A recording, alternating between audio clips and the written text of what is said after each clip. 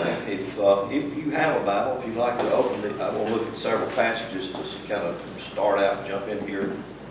Job, chapter 14, Job's beginning right there before you get to Psalms, so if I have Psalms, go back a little. Job chapter 14.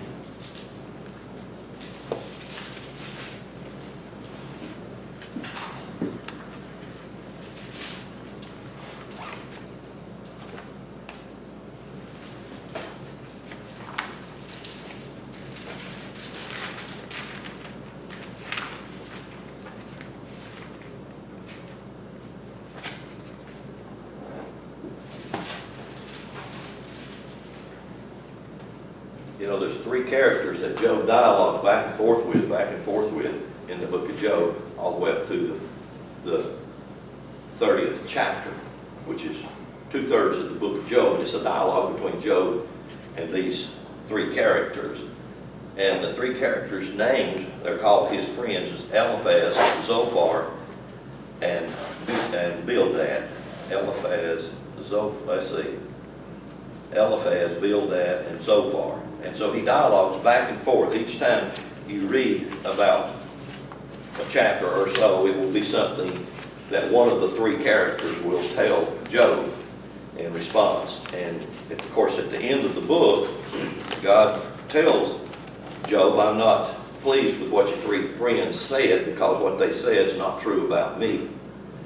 And most folks don't never get that, because they either don't read all of the book of Job, don't get to the last chapter, and so they'll take what these guys said and say, well, this is what God said, this is what God thought about it. And that's what the guys say. This is what I think God would say about it. But actually they represent the three facets of the physical or the natural. Many people, when they talk about the physical and natural, they equate it with animal. And I'm not so sure that that's a good equation myself, even though the physical natural can be animalistic. You know, in as many of its physical attributes, it can be animalistic. But it's still not the animal, or it's not an animal. It is the divine emanation of God. It's the divine mirror, image of God. I mean, it is. And even though it has these traits, these are physical, natural traits, they're earthly. And many times most of the time we live from that. We live from that trait of that earthly. And so this is something Job says back to Zophar, and in a response to some different things that Zophar had said and what Zophar was referring to. And this is just a verse, and I want you to see this verse. Verse 14, he says, if a man die, shall he live again? All the days of my appointed time will I wait till my change come. That's a passage of Scripture you kind of ponder. Again, I'll read it to you. If a man die, will he live again? Hallelujah. And if you stick to Christianity, and the idea of Christianity is, no, you get one shot at this, you live and you die, and that's it. And then you have the judgment. That's how Christianity builds their ideology. So if you live here and you only live for, say you're a teenager, have a car wreck and you die, then you got 14, 16 years and that was it. And that was your earthly journey. Okay. Whereas all the other, basically, religions of the world always hold true to the idea of reincarnation, that you live and then you lay this body down to pick up another body, to come back and live again and live again. And many ideas that are going along with that is you live to gain wisdom and knowledge, hopefully, in that when you come back again, you will pick up and build on that wisdom and knowledge. So that, therefore, it would be an evolutionary thing, that you would continue to grow and grow and grow. And until you have reached that, what people call off the wheel of karma, or you reach that point to where you go to worlds that are beyond worlds, which Jesus talks about in one of his parables, that there are worlds beyond the worlds, or dimensions beyond the dimensions that we know of in this dimensional reality. So, although those ideas can be true or may not be true, I mean, who's to say that either or? I don't know that anybody that's ever gone to a 4th, 5th, 6th, 8th, 10th, 12th dimensional world come back to this dimension and say, hey, y'all, here's what it's like. I don't know that there's anyone ever done that, but a lot of people do take mind-altering substances to go on a spiritual journey.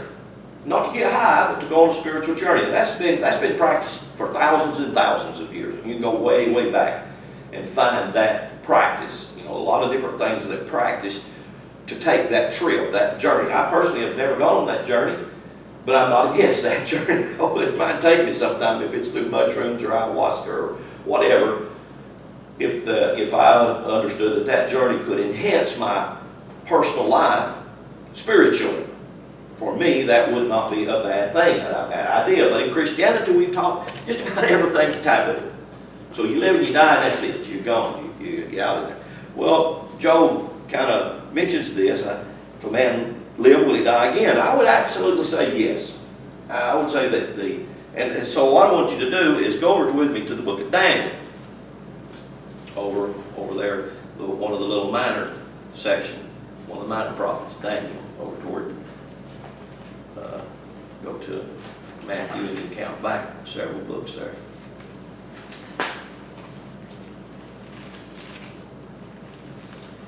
And look at Daniel chapter 12. And you know, actually the songs that you've just played, both of these songs have somewhat to do with the things that I will kind of share this morning, which is not strange to me. Because to me, you know, we do come together, whether we're a large group or whether we're a small group, we come together with a unity of ideologies. We come together with a unity of purpose.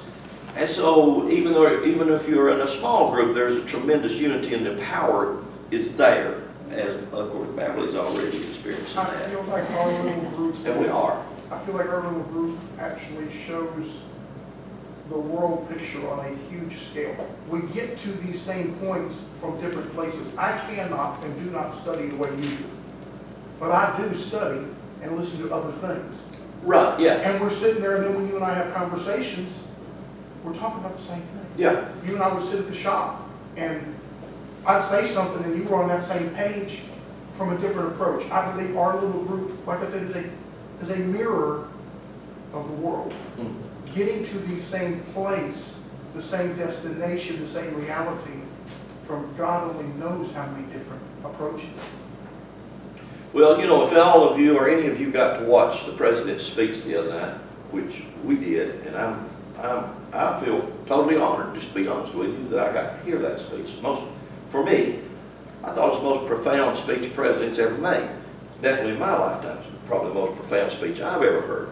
And then, of course, the next day they showed the polls, and the polls were like 76% of the American people totally agreed with that speech and were moved by that speech. Yet when you watch the news media and you begin to see the controversy of the Democratic Party, and if you were able to watch the speech and see what was going on, you could see that divide. Now, what I would see in that, to me, would be the physical and the spiritual. That's how I would see that. Many times the physical wants to deny the spiritual things that God is saying and the things that God is doing, just like the song that you just played there, Jamie. I've never heard that song. That was a powerful song, you know.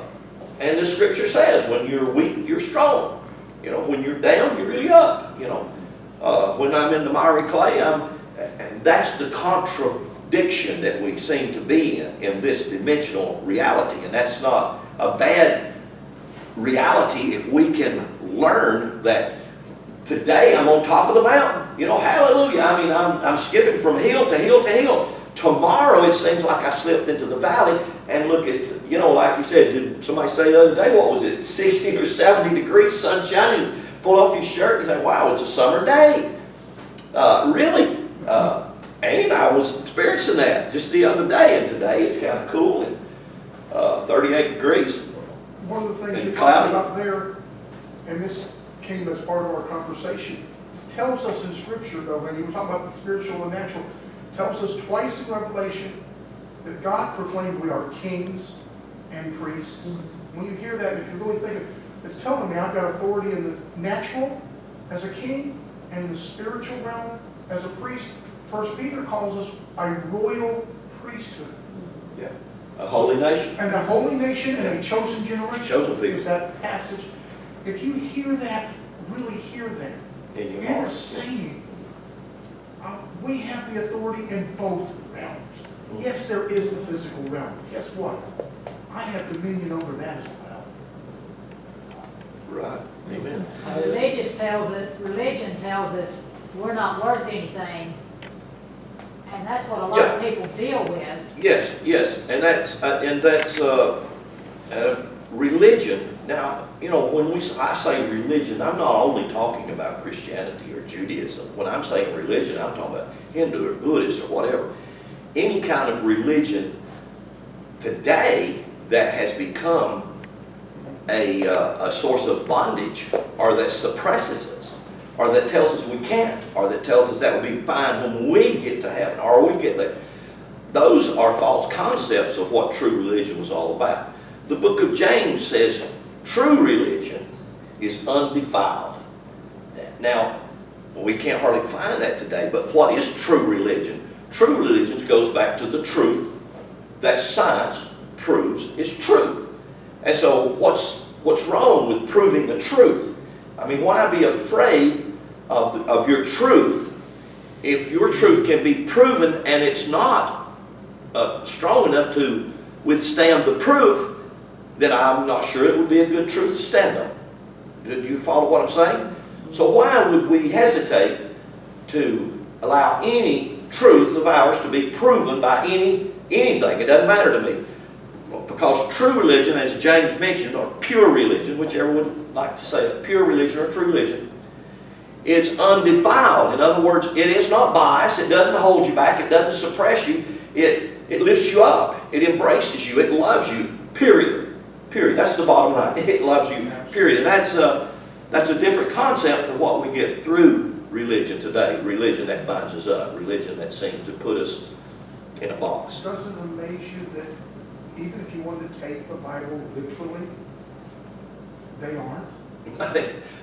They take characters to be literal, They didn't. not the story. They're not taking the fact that they have that kind of authority literally. No, they don't. No, they really don't. All right, did you find Daniel? I want you to see a verse here in Daniel. Verse 2, Daniel 12:2. Verse 2 says, "And many of them that sleep in the dust of the earth." Just take these little phrases and chew on them. Again. "And many of them that sleep in the dust of the earth shall awake." Now, I think that's what's happening. When they did the poll, you know what I would say? The majority of people, I don't care what religion, what preference they hold themselves to, whether it's Protestant, Catholic, Buddhist, Hindu, and the list go all the way across the board. I think the 76% of the people are really probably after the same thing and don't even recognize that many times their religious ideologies or doctrinal teachings are the things that suppress them and hold them back.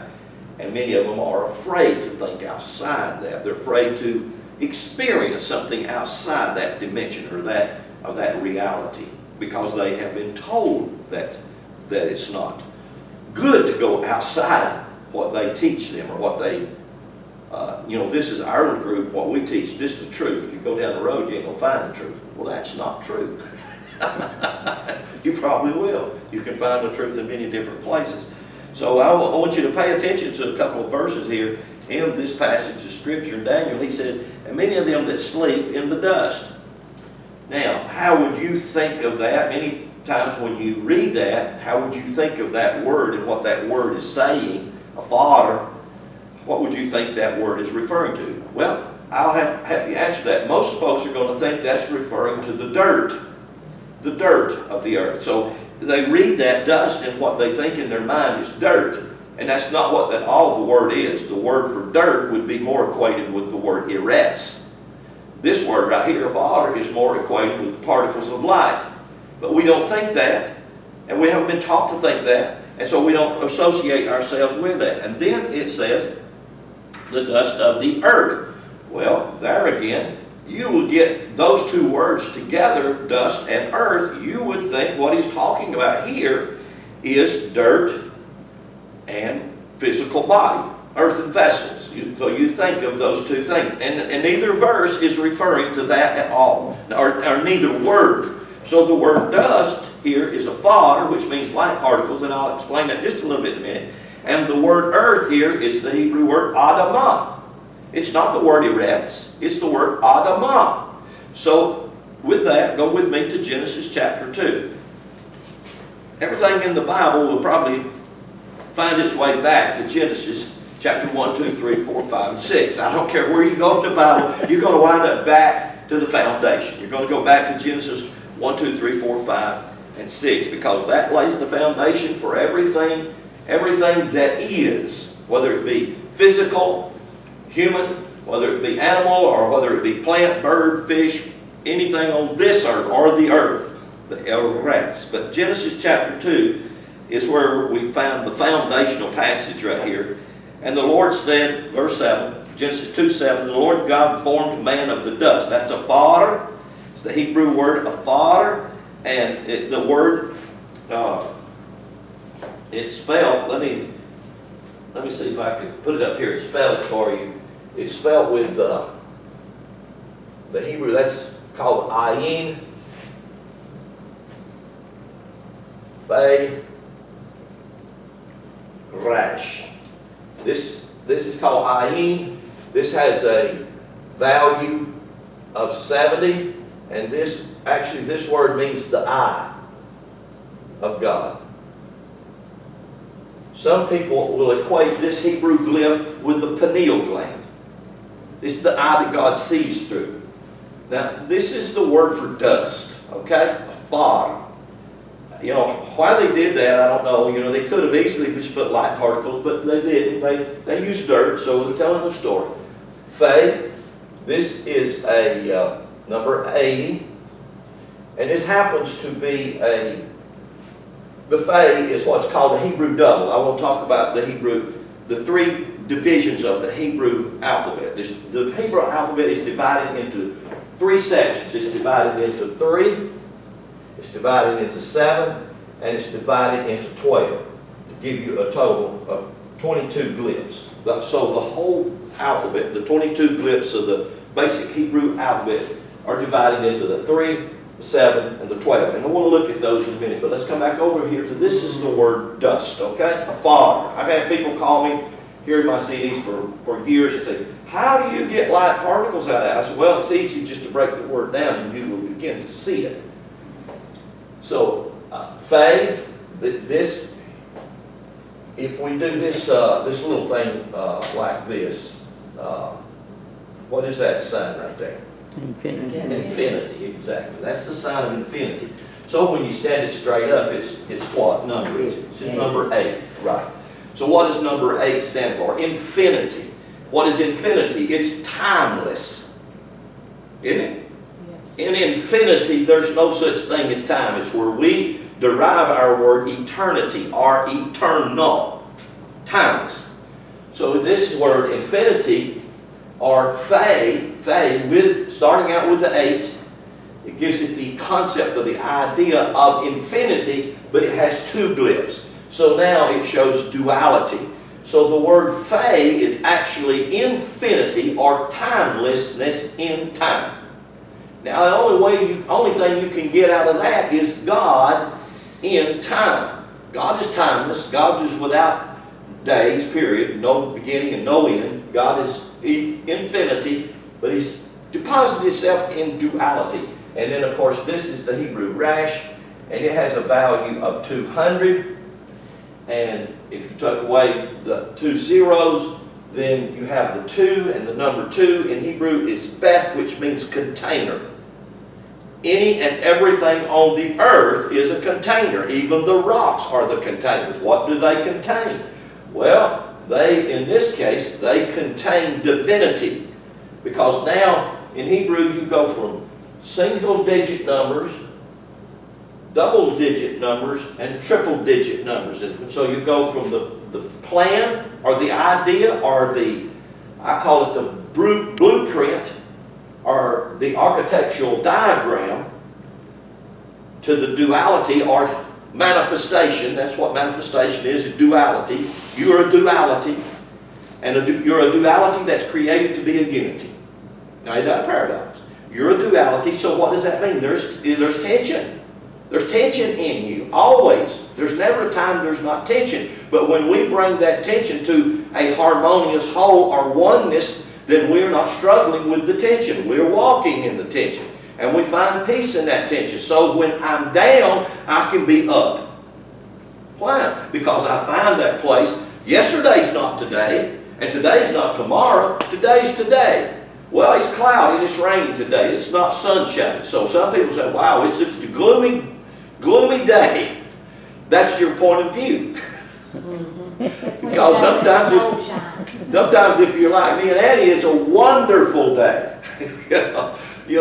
So you see what I'm saying? That's to bring harmony to anything of the dimensions that the earth is offering you, because that's all it's doing. It's offering us this. It's constantly offering itself to us. And how do we receive it? What do we do with it when we receive it? It's called duality. So this word goes back to divinity. So you start from the plan, which is God's idea. And God's idea is to manifest it in a dualistic world, which is this reality we're in. But it's not just to manifest it here, it's to bring the divine back into it. So what we have, a three-dimensional world will deal with this number 3 in the 3 Hebrew glyphs, which is a part of the whole. So it doesn't matter if you're looking at 3 numbers, or 7 numbers, or 12 numbers, what you're going to wind up with is you're going to wind up with this. You'll wind up with the whole. You'll wind up with the no beginning and no end. Any place you go. And so this science, I'm going to call this the science, and I'm going to call this the science of life, or light, L-I-G-H-T, which is a science that has basically been pushed to the side or pushed under the bushel or totally forgotten by most religious denominations and ideologies for nearly 17 or 1800 years. But it is a science that's evolving right now. It's being pulled out from under. And there have always been sages, peoples, groups, all in every age, all the periods of time that still embrace these ideas, that taught these truths. I mean, I go back in books I get, you know, whether they're 50 years ago or 100 years ago or 200 years ago or 1,000 years ago, and I read from these men and women who still maintain this science, this truth, all of these concepts. So this one word, if you took this one word dust, and you just really begin to chew it and muse on it, you begin to really grasp the meaning of this word. I am, this word 200, rash, it has to do with fire. What is fire? Fire is light. It also has to do with the tongue.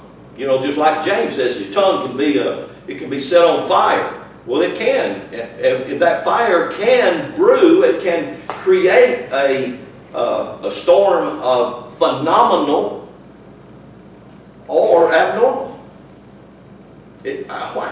And James, the book of James, we're really thinking back on the book of James this morning for some reason. I don't know. James said the tongue is like the rudder of a ship. Isn't it? I mean, and it is. It is. And James also said, why should it say this? Out of one spew of his mouth that the water is bitter, and out of the other said, no, the water is sweet. It kind of gives the idea. What is he saying? Bring it into a harmony. Bring it into a place of oneness and wholeness. Not to take away from the contrast, it's there. Okay, I don't know why I'm hanging on that, but either way.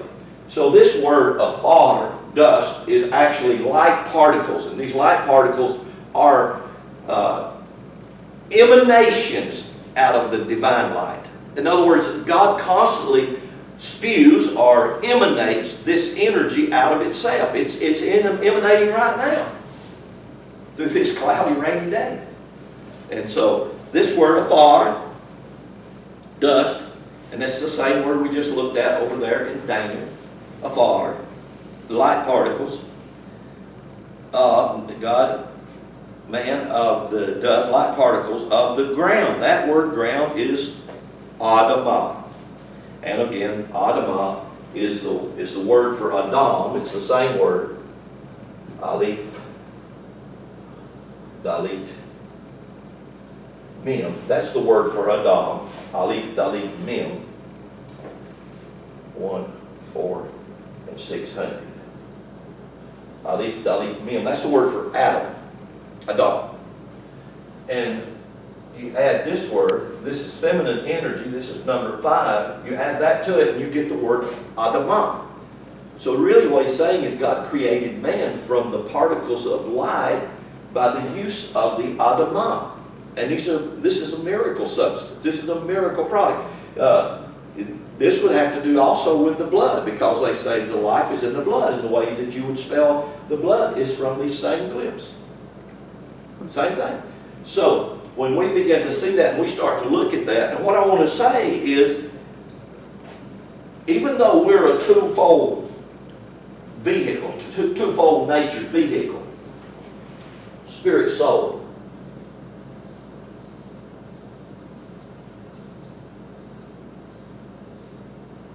even though we are that,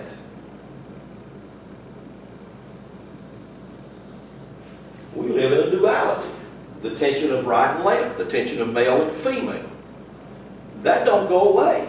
It's not designed to go away. It is what it is. It is the reality. We live in that, in the middle of that. When Jesus is talking about the narrow road, the straight and the narrow path, he's talking about the middle way, just exactly like if you went into Hindu and Buddhist literature. In their reality, they're talking about the middle way. You find that middle way when you read the Sefer Yetzirah. This is a holy book of the Jews, the Sefer Yetzirah, which, you know, there are many books that I would read that I would say, if you want to understand the book of Genesis, you can't read the book of Genesis and understand it. That's why there's so much confusion. You're going to have to compile it with the Sefer Yetzirah. You're going to have to compile it with a lot of other writings and books to come together to get the whole idea of what it's saying.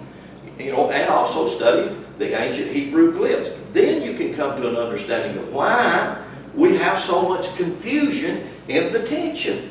But if we understood that there's not any confusion in the tension is meant to pull us together, not pull us apart.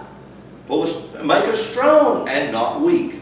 So, therefore, when we are fighting a battle, you ever fight a battle? Every day. Every day you fight a battle. You fight a battle to get from here to over there. We just don't pay attention to it. And that's good. We pay attention to the battles that seem to catch our attention. And then we really do. We really do pay them attention. Do me a favor, Jim. Draw your cross line through the heart chakra like we usually do.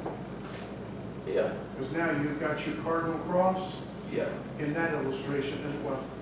Yeah. I've never seen you draw them both ways before. Yeah. Yeah, there is the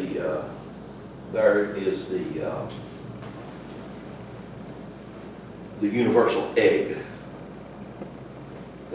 And lots of literature read. You may not have read. I read about the universal egg. That is the universal egg. It's the cardinal cross. It's the universe. And again, it's infinity, it's timelessness, and all that. All of the other things that we get with. Okay, let me read you a note here. Move on here a little further. We live in a world that is regulated by timeless principles. And these timeless principles that I'm talking about right here are the timeless principles of the universe. Principles. Now, we are told that we have to live by laws. And so we get bound by laws. But we're not told that we actually live by principles. Principles are truths. They are scientific truths that everything works and moves and lives from. Like the principle of sowing and reaping, the principle of summer and winter. Those are principles. You can call them divine laws, but many times when we get into laws, we look at something like, well, the 10 Commandments. These commandments are the laws of God. And so we wind up putting ourselves in a state of bondage rather than realize we've been made to be free. We're liberated beings. We really are. And so when we've realized these are principles, well, if I don't work one principle, can I work another principle? You sure can. Does that mean the other principle I'm not working is not working? No, it's working. Most things are working to our ignorance. whether they are for us or against us, or working with us or contrary to us. But there's still principles and they work. So the universe is regulated by timeless principles. One of the major principles of the laws is the law of reaping, or the law of receiving from what you sow, which we looked at Mark 4 to get that and looked at that. All of us continue to receive on a daily or weekly, yearly schedule. Today is a result of a mixture of many things, not just one thing, but many different things and events that happened yesterday, last week, last month, last year, etc. Our whole idea of time, daily, weekly, and yearly, is based on the movement of the earth with its relationship to the timeless universe. And that gets into a lot of different movements, and y'all know that. Like the earth is moving to give us a day on what we call a 24-hour, 12-hour day, 12-hour night ideology. It's moving on a monthly basis with the moon traveling on a 28-day schedule. It's moving on a yearly basis where we have 6 months of summer, 6 months of winter. So you see what I'm saying? There's a lot of things that we call time that's involved in our life and what's happening to us here on the earth. So our whole idea of time, whether it's daily, weekly, yearly, is based on the movement of the earth with its relationship to the timeless universe. And the timeless universe, when we see the timeless universe, it comes back to this word, a star ology or astrology. So astrology, star, this is light particles. These light particles, where do they come from? They come from the stars. They come from the sun. Not just do they come from the sun, they come from all of the systems that are working out there, working for our good, really, working for our greater good. But nevertheless, that's what they are. So astrology, and here you have astrology, a star. Why we're afraid of the word is because religion has taught us to be afraid of the word, right? Do you see any reason to be afraid of that word? There shouldn't be any reason. If we realize a star is the same thing as light, L-I-G-H-T, and what is light? God said, I am light. So light is God.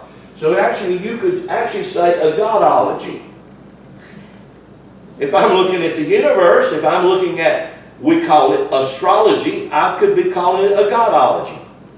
Oh, really? Okay. What would that be? It would be the study of God. Because logy is where we get the word logos, L-O-G-O-S. And the word logos, we use the word word.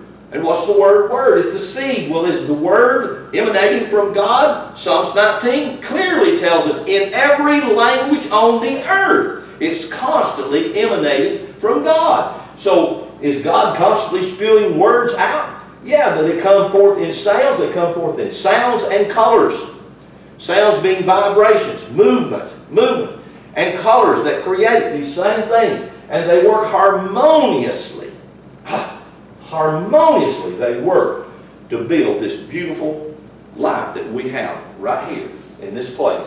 And Now, if you looked at that, like Hebrew does backwards, you would say words from the stars. yes, you would.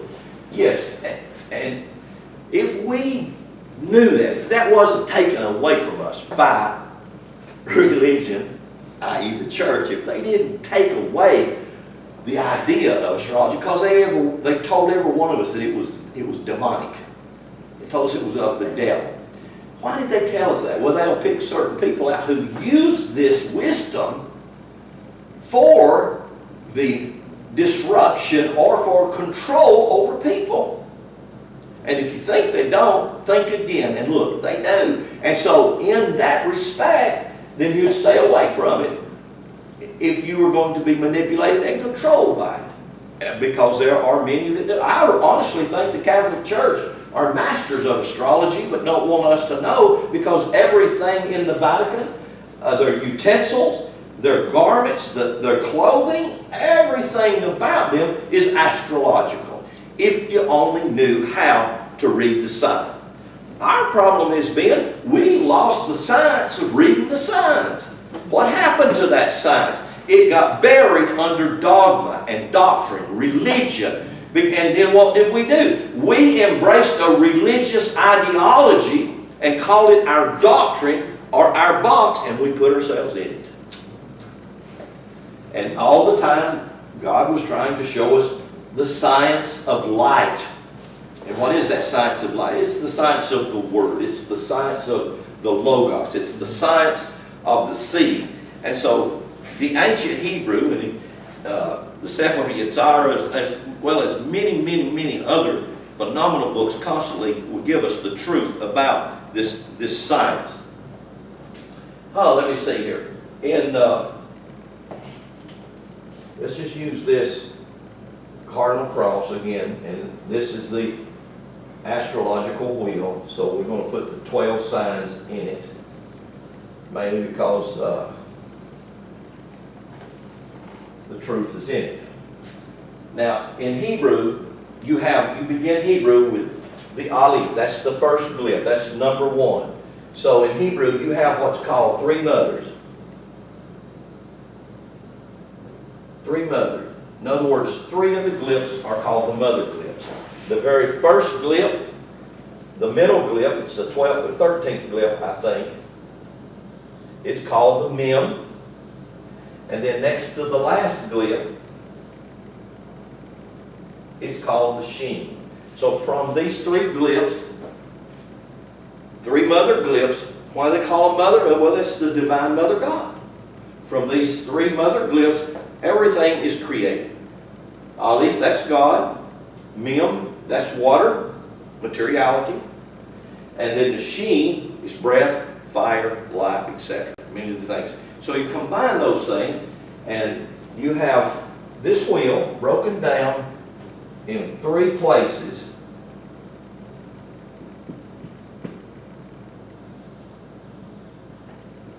As you go around the wheel. And this starts with Aries, goes all the way around to Pisces. And from Aries you have this. You have to remember this. You have fire, earth, air, and water. And those 4 elements, fire, earth, air, and water, nothing on the earth exists without these 4 elements, fire, earth, air, and water. Where do they all come from? They come from here. Astrology. They come from the stars. The energy, okay? Fire, earth, air, and water. Then you repeat the same thing. Fire, earth, air, and water.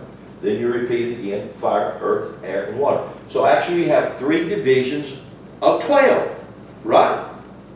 3 divisions of 12. So this division is called the Aleph. It's the first.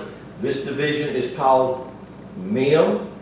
It's the second mother. And this division is called the Shin. It's the third mother. So you have 3 divisions in that circle of the 12 astrological signs. That's the 3 in 1.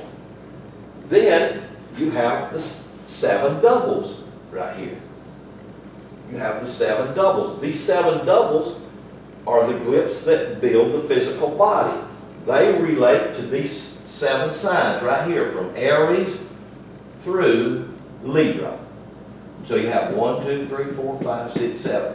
So in the God-man in the sky, or we call it many things, but you can look at the calendar, the astrological calendar, and it will give you every place: the head, the neck, shoulders, arms, lungs or chest or breast, heart, womb, pelvic, your pelvic, I forget what you call it, up your lower torso, your what do you call it? Your thigh. Your thigh, yeah, there you go. Your thigh, your knees, all the way right on around to your foot. Now, you know, anybody would just think a little bit. If you think outside the religious box, anybody, wow, that all does fit, don't it? It's amazing how that really fits. You know, and this science, it can't be debunked. It's just totally, it can be put to any test it wants. You put it numerically to a test, you can put it in any test, it still can't be debunked. It still is doing and saying exactly the same thing. So when you come into the 7 doubles, you build actually the torso of man. And in building that torso, it's built on these major light colors. I thought I had them wrote down here somewhere. I think I do. I wanted you to see these colors. Here we go. Let me just read you this. These colors are, well, I put them on here because these are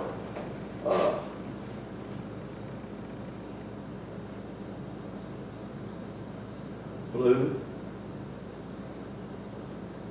green, and you can find all of these colors in biblical stories. Like for instance, this story of green, the Reed Sea, and of course you see where the story is told by the King James translation as the Red, R-E-D, Sea, right? The Red Sea. It's named that. But actually, if you look at it in Hebrew, it's the reed, R-E-E-D. And the reason it uses the Reed Sea is because the reeds grew in it so thick that it caused the water to look green. So that's why that color green is at your heart. And then you have yellow. Then you have orange.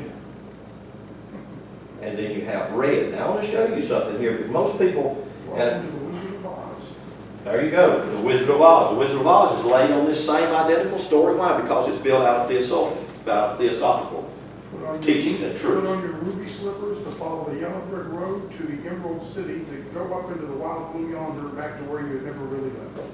Exactly. That's exactly the truth right there. You're going back to where you never left. That's the story. Where is that? That's home. Well, where is home? It's right here. Here is home. Where's heaven at? Here is heaven. You are heaven.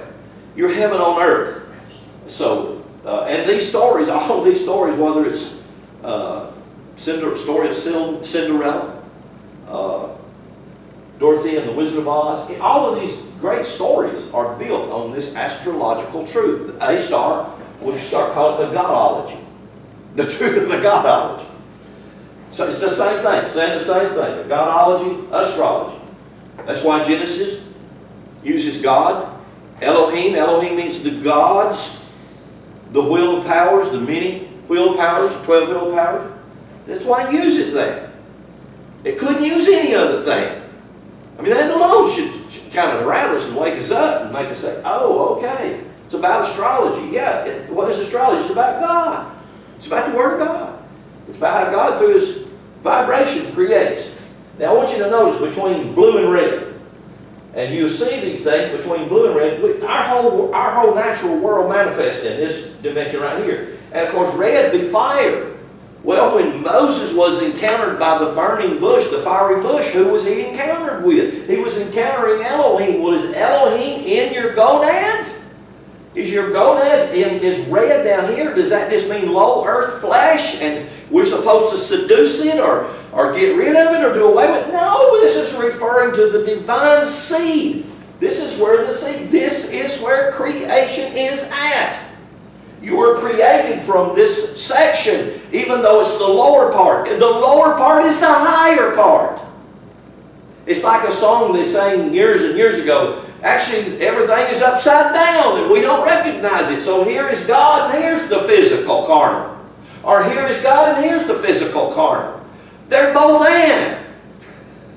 If we can see that, if we can grasp it. Here's where you'll find the ovaries and the testicles.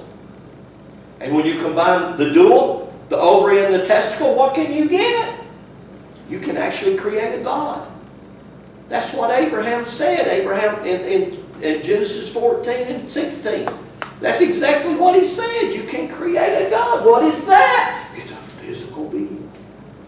God manifested in the physical world. So we see these colors, and these colors, of course, you go on up the spectrum of the scale, the light scale, but nevertheless, in this area of the physical body, the torso, from the throat chakra, which is blue, right down to the gonads, the ovaries or the testicles, which are red, are symbolic by these colors. Creation, creativity is right there. Well, divinity's up here in these colors of purple and violet. These colors, don't we always recognize these as But where do they come out of? They're the dark colors. You mean God is dark or black? Night? Yes. Yes. He hides there. He hides where we think he ain't. Don't he? Yeah, we don't realize God's hid right there waiting on us. So we say that let me read these things. I said everything in the material world, and I'm calling this thick man the material world. These are the 7 doubles in the Hebrew glyphs. Everything in the material manifest world is produced between the colors of blue and red. Red represents fire, blue represents water or the sky where the rain waters come from. The 4 elements, fire, earth, air, and water, represents generative or the power to produce. These right here. And they do. You can see that it's in nature. It's natural. The reason it's natural is it's in nature.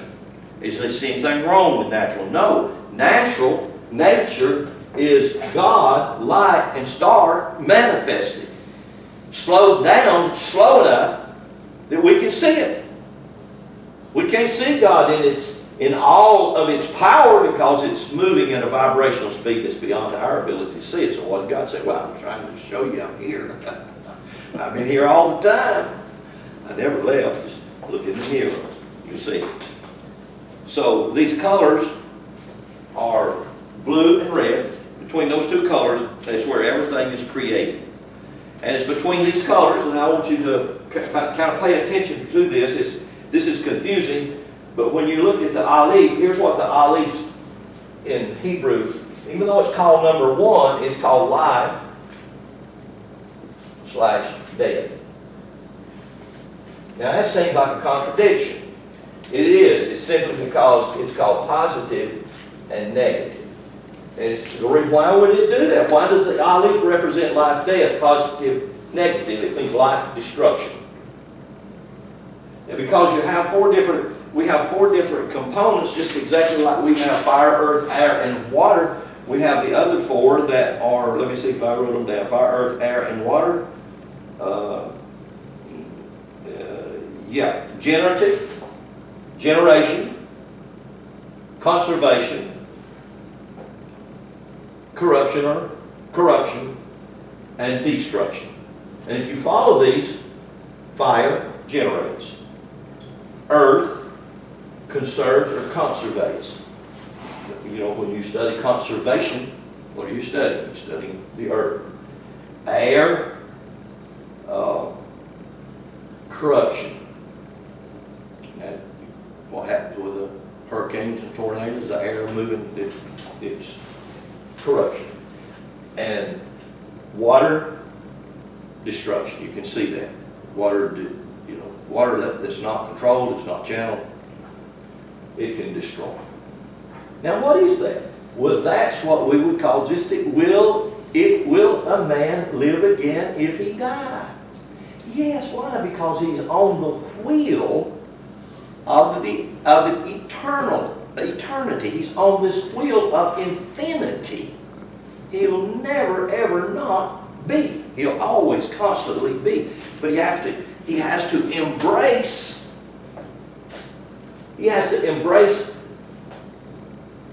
the beginning and the end in the one. He has to begin to own this. He has to begin to be at the place where he's not afraid of this or that. He comes to a place where he owns this and that. And from that place, as we get there, we will find a place of peace, of freedom, of strength, of love, of all of the things that we long for, all the things that we all really want to embrace. We'll find those things. And we are finding those things.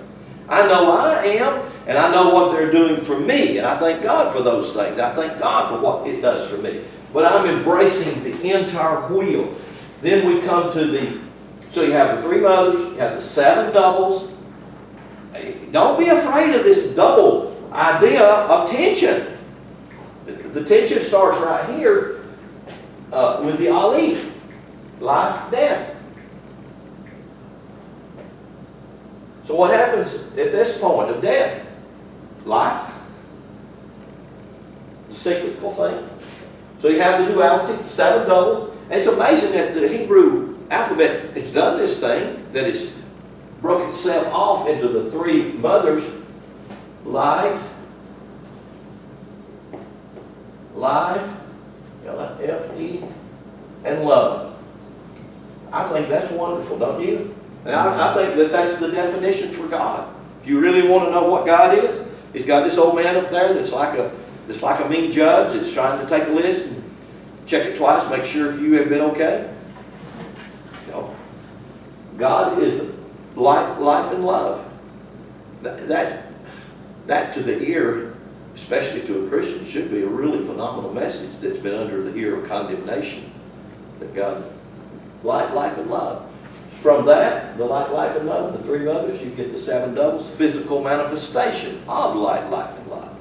And where's this physical manifestation? It's inside the 12 wheels of power, the Elohim. So what do? You come from God. Isn't this what Paul said? You live by God, and you return right back to God. So everything's from, and everything is back to. Everything.